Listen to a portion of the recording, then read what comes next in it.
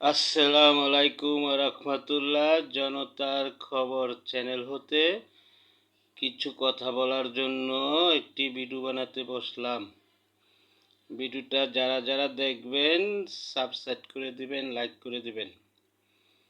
বিষয়টা হলো বিএনপির রাজনীতি সিদ্ধান্ত নিয়ে। সেটি হলো নারায়ণগঞ্জ আর ব্রাহ্মণবাড়িয়ার ডিস্ট্রিক্টের কিছু আলোচনা করব। ভিডিওটা মনোযোগ দিয়ে শুনবেন।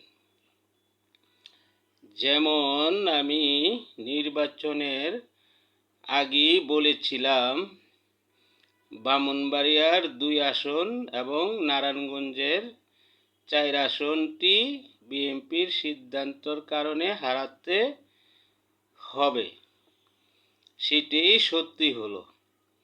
যেমন নারায়ণগঞ্জের ফতুল্লায় বিএনপির এত টেগি নেতা থাকতে এখানে দিয়েছে খেজুর গাছের জোটের অংশ।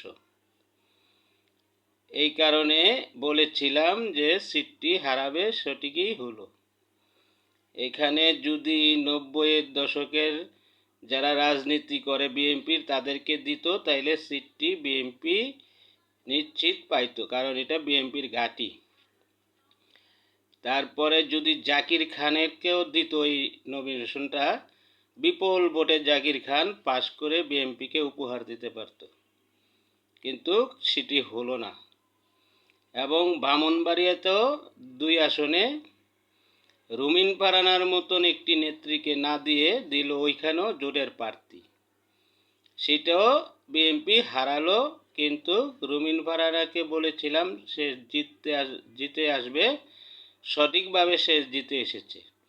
এই কারণে আমি বলি যে বিএনপির নির্বাচনের নমিনেশন সিলেকশন করার প্রার্থী সিদ্ধান্তটি বরাবরই ভুল করে। তাই এবার 26-এর 12 ফেব্রুয়ারি নির্বাচনেও ভুল করেছে।